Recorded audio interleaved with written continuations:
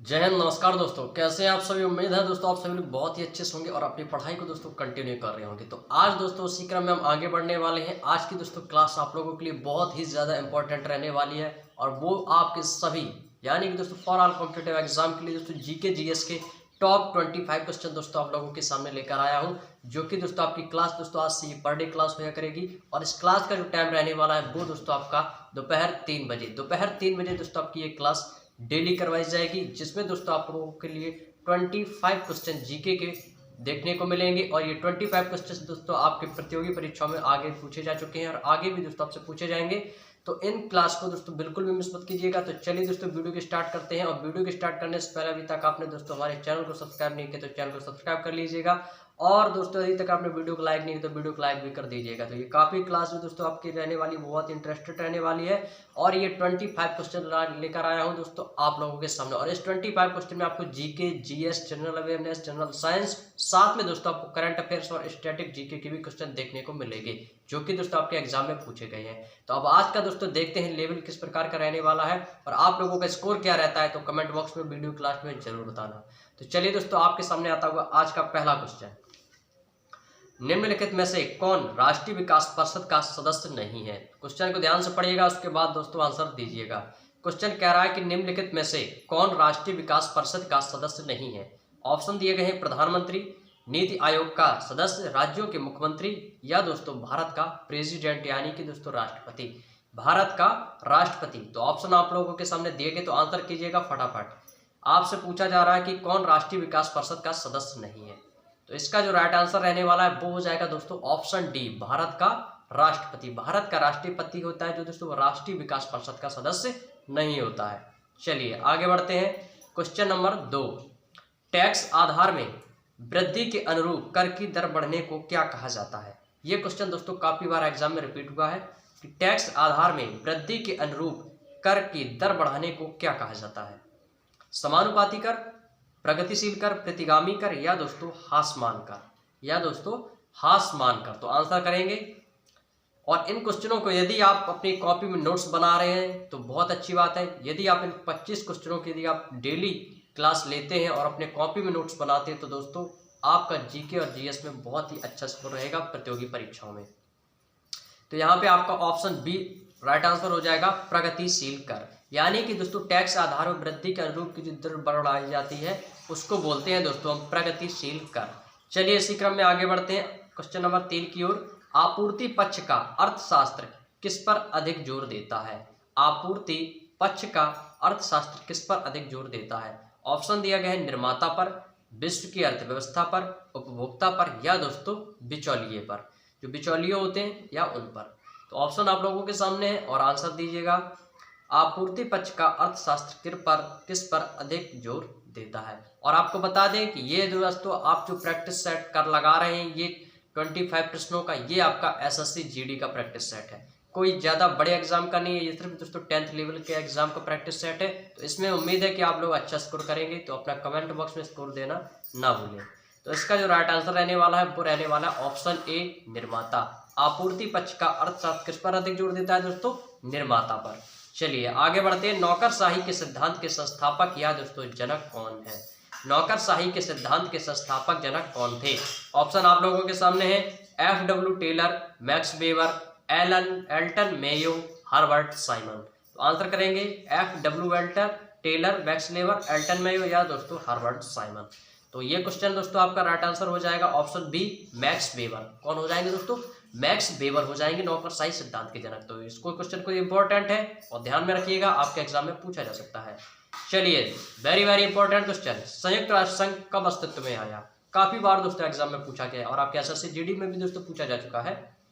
संयुक्त राष्ट्र संघ कब अस्तित्व में आया। 1947 में, 1950 में, 1945, 1946। तो आंसर करेंगे जल्दी से। तो संयुक्त राष्ट्र संघ जो है दोस्तों ये 1945 में अस्तित्व में आया। कब आया था दोस्तों, 1945 में अस्तित्व में आया। चलिए आगे बढ़ते हैं। अब्दुल फजल किस सूफी संत के पुत्र थे। अब्दुल फजल किस सूफी संत के पुत्र थे। शेख मुबारक, हजरत ख्वाजा के, नसीरुद्दीन चिराग, या दोस्तों बाबा कुतुबुद्दीन बख्तियार काकी। बख्तियार काकी। तो आपको आंसर देना है अबुल फजल किस सूफी संत के पुत्र थे। और यहाँ पर दोस्तों आप लोग कंफ्यूज हो जाएंगे, यहाँ पर काफी लोग जो है वो ऑप्शन डी का चुनाव करेंगे कि बाबा कुतुबुद्दीन बख्तियार काकी। तो ऐसा बिल्कुल नहीं है, यहाँ पर आपका ऑप्शन ए राइट आंसर हो जाएगा, शेख मुबारक। जिन दोस्तों ने ऑप्शन ए को चुना है उन सभी का सही है। शेख मुबारक जो है दोस्तों वो अबुल फजल सूफी संत के पुत्र थे। किसके थे दोस्तों? शेख मुबारक अब्दुल फजल के। तो इस क्वेश्चन को दोस्तों कॉपी में जरूर नोट कर लीजिएगा। वेरी वेरी इंपॉर्टेंट क्वेश्चन, फ्रांसीसी क्रांति किस वर्ष हुई? फ्रांसीसी क्रांति कब हुई? 1970 में, 1911, 1799, 1790 में। तो आपका दोस्तों राइट आंसर रहने वाला है 1789, ऑप्शन सी 1789 में। कब हुआ था दोस्तों? 1789 में, 1789 ईस्वी में फ्रांसीसी क्रांति दोस्तों हुई थी।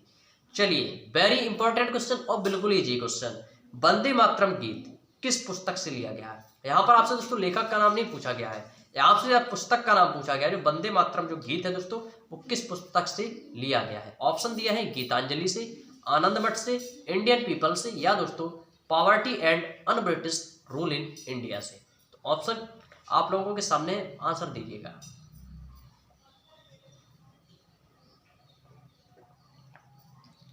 बताएंगे जल्दी से दोस्तों। तो ऑप्शन बी यहाँ पे आपका करेक्ट आंसर हो जाएगा, आनंद मठ। आनंद मठ पुस्तक से लिया गया है। चलिए वेरी इंपॉर्टेंट क्वेश्चंस, बायोलॉजी का है दोस्तों। जीका वायरस का वाहक कौन सा मच्छर है? जीका वायरस का वाहक का कौन सा मच्छर है? क्यूलैक्स मच्छर, एडिस एनाफिलीज, या दोस्तों क्यूलिसिटा। जीका वायरस वाहक कौन सा मच्छर है? तो यहाँ पर आपका ऑप्शन बी राइट आंसर हो जाएगा, एडिस। एडिस मच्छर जो होता है वो दोस्तों जीका वायरस का होता है। अब आपको बता दें जो क्यूलैक्स मच्छर होता है इसके काटने से क्या हो जाता है दोस्तों? हाथी पाँव। आपने देखा होगा दोस्तों एक बीमारी होती है जिसको बोलते हैं फाइलेरिया। तो फाइलेरिया जो रोग होता है दोस्तों वो किस मच्छर के काटने से होता है? क्यूलैक्स मच्छर के। तो ये क्वेश्चन काफी बार एग्जाम में पूछा जाता है कि फाइलेरिया रोग का वाहक कौन सा मच्छर है? फाइलेरिया रोग का वाहक कौन है या कौन सा मच्छर पूछा जा सकता है। तो आपका राइट आंसर होगा दोस्तों क्यूलैक्स मच्छर। कौन सा हो जाएगा? क्यूलैक्स मच्छर। लेकिन आपसे दोस्तों जीका वायरस का वाहक पूछा है तो यहाँ पर हो जाएगा दोस्तों एडिस मच्छर। चलिए नेक्स्ट है, भूतापीय ऊर्जा का अधिकतम उपयोग कहाँ होता है? आइसलैंड, न्यूजीलैंड, रूस में, या दोस्तों जापान में। आइसलैंड, न्यूजीलैंड, रूस या जापान में। तो यहाँ पर दोस्तों आपका ऑप्शन ए राइट आंसर हो जाएगा, आइसलैंड में। कहाँ पर हो जाएगा दोस्तों? आइसलैंड में। चलिए जड़ आवरण दोस्तों किससे प्राप्त होता है? डर्मेटोजन से, कैलिप्टोजन से, प्रोटोडर्म से, या दोस्तों हिस्टोजन से। आंसर करेंगे। यहाँ पर दोस्तों आपको कुछ स्टैटिक जीके के भी क्वेश्चन मिलेंगे, करंट अफेयर्स के में मिलेंगे, और कुछ दोस्तों आपको न्यू क्वेश्चन देखने को मिलेंगे। तो कॉपी में नोट करना मत भूलिएगा। जड़ आवरण का किससे प्राप्त होता है दोस्तों? ऑप्शन बी यहाँ पे आपका राइट आंसर हो जाएगा, कैलिप्टोजन से। किससे होता है दोस्तों? कैलिप्टोजन से। चलिए नेक्स्ट, विलगित प्रोटीन की पहचान हेतु शोषक तकनीक क्या है? उत्तरी शोषक, पश्चिमी शोषक, दक्षिणी शोषक, या दोस्तों क्लोनिंग। विलगित प्रोटीन, तो विलगित प्रोटीन की दोस्तों पहचान हेतु शोषक तकनीक की क्या है दोस्तों? पश्चिमी शोषक। ऑप्शन बी यहाँ पे आपका करेक्ट आंसर रहने वाला है। चलिए गुणसूत्रों की आकृति विज्ञान का अच्छी तरह से अध्ययन किससे किया जाता है? अंतरावस्था से, पूर्वावस्था से, मध्यावस्था, या दोस्तों जाइगोटीन में। अंतरावस्था में, पूर्वावस्था, मध्यावस्था, या दोस्तों जाइगोटीन में। तो आंसर करेंगे फटाफट। और दोस्तों ये आपको क्लास अच्छी लग रही है तो लाइक करना बिल्कुल भी मत भूलिएगा और अपने दोस्तों में जरूर शेयर कीजिएगा। और चैनल पर पहली बार विजिट किया तो चैनल को सब्सक्राइब कर लीजिएगा। जो रेड बटन दिख रहा है इसको प्रेस कीजिएगा, साथ में बेल आइकन को प्रेस कीजिएगा जिससे आने वाली वीडियोस का नोटिफिकेशन दोस्तों आपके पास सबसे पहले पहुंचे। चलिए तो ऑप्शन सी यहाँ पे आपका राइट आंसर हो जाएगा, मध्यावस्था। नेक्स्ट, ट्यूबलाइट के साथ प्रयुक्त चोक मूलत क्या है? ट्यूबलाइट के साथ प्रयुक्त चोक मूलत क्या है? प्रेरक, संधारक, परलामित्र, या दोस्तों प्रतिरोधक। तो यहाँ पर दोस्तों कौन सा राइट आंसर हो जाएगा? ऑप्शन ए प्रेरक। तो ट्यूबलाइट के साथ प्रयुक्त चौक मूलक क्या है दोस्तों? यह एक प्रेरक है। Option A will be correct answer. चलिए क्यूरी, सबसे ज्यादा साइंस में पूछा जाने वाला क्वेश्चन फिजिक्स का, क्यूरी किसका मात्रक है या दोस्तों किसका यूनिट है? रेडियो धर्मिता का, गामा किरणों की ऊर्जा का, गामा किरणों की तीव्रता का, या दोस्तों कार्यफलन का। तो बताएंगे सभी प्यारे दोस्त क्यूरी किसका मात्रक है। तो यहाँ पर काफी लोग ऑप्शन ए की ओर जा रहे हैं, रेडियो धर्मिता का। बिल्कुल सही आंसर दिया आप सभी ने, ऑप्शन ए रेडियो धर्मिता का। तो इसको जरूर याद रखिएगा, काफी बार एग्जाम में रिपीट होता है।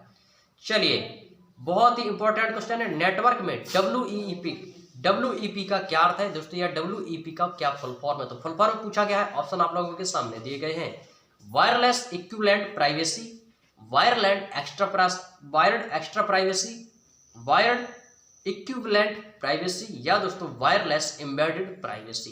तो यहाँ पे कौन सा राइट आंसर हो जाएगा? Option A, wireless equivalent privacy. तो इसको जरूर कॉपी में नोट कीजिएगा, काफी बार एग्जाम में पूछा जाता है। अग्निशमन के लिए हम किसका प्रयोग करते हैं? सबसे ज्यादा क्वेश्चन पूछा जाने वाला, very very important question, SSC GD में काफी बार रिपीट हुआ है और ये आपका एसएससी जीडी का ही दोस्तों मॉक टेस्ट है।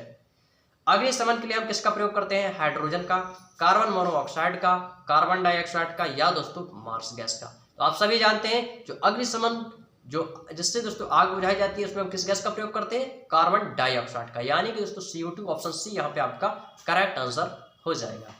क्वार्टज, क्वार्टज का रासायनिक नाम दोस्तों आपसे पूछा गया है। क्वार्टज का रासायनिक नाम दोस्तों इसमें क्या हो जाएगा? Calcium oxide, calcium phosphate, sodium phosphate, sodium silicate. तो क्वार्टज, जो क्वार्टज होता है इसका दोस्तों केमिकल नेम होता है सोडियम सिलिकेट। ऑप्शन डी यहाँ पे आपका करेक्ट आंसर हो जाएगा। कौन सा होता है दोस्तों? सोडियम सिलिकेट होता है। चलिए नेक्स्ट है, पर्वतों की लगातार श्रृंखला कौन सी है जिसकी उत्पत्ति भारत के समुद्री सीमा के लगभग समानांतर है? अरावली, सतपुड़ा, पूर्वी घाट या दोस्तों पश्चिमी घाट। ऐसे क्वेश्चन दोस्तों काफी बार पूछे जाते हैं जियोग्राफी से। तो यहाँ पे जो है आपका ऑप्शन डी करेक्ट आंसर हो जाएगा दोस्तों, पश्चिमी घाट। उम्मीद है दोस्तों आप लोगों के क्वेश्चन क्लियर भी हो गए होंगे। चलिए आगे है, थोरियम का सबसे बड़ा भंडार, सबसे ज्यादा इंपॉर्टेंट क्वेश्चन। थोरियम का सबसे बड़ा भंडार चाइना, यूएसए, भारत या दोस्तों फ्रांस। कहां पर है दोस्तों? तो थोरियम का सबसे बड़ा भंडार जो है दोस्तों अपने इंडिया में ही है, भारत में। तो ऑप्शन सी यहाँ पे आपका करेक्ट आंसर हो जाएगा। चलिए आगे आता हुआ आपके सामने नेक्स्ट क्वेश्चन, निम्नलिखित में से कौन सा देश इच्छा मृत्यु को कानूनी बनाने वाला विश्व का प्रथम देश बना है? ये आपका करंट अफेयर्स का क्वेश्चन है दोस्तों, हाल ही में पूछा गया है। बेल्जियम है, नीदरलैंड, डेनमार्क या दोस्तों कनाडा। तो आप लोगों के लिए दोस्तों मैं जल्द ही करंट अफेयर्स की भी सीरीज स्टार्ट करने वाला हूं, जिसमें दोस्तों आपको डेली के डेली ओनली 10 क्वेश्चन, कुछ ज्यादा नहीं, केवल 10 मिनट की क्लास होगी और 10 मिनट की क्लास में हम 10 क्वेश्चनों को कवर करेंगे और 10 क्वेश्चन वो ऐसे होंगे जो आपकी परीक्षा में दोस्तों रैपिड फायर की तरह काम करेंगे और आप दोस्तों परीक्षा में करंट अफेयर्स के क्वेश्चन जरूर फंसेंगे, वही क्वेश्चन लाएंगे जो आपके एग्जाम में ही पूछे जाएंगे। सेम क्वेश्चन दोस्तों आपके एग्जाम में देखने को मिलेगा। तो उस क्लास, वो भी क्लास भी जल्दी स्टार्ट होगी, तो जुड़ना मत भूलिएगा। चलिए तो यहाँ पर आपका ऑप्शन बी करेक्ट आंसर हो जाएगा, नीदरलैंड। नेक्स्ट है, निम्न में से कौन सा कीट दीवार के कैलेंडर के पीछे छिप जाता है? दीवार के कैलेंडर के पीछे छिप जाता है।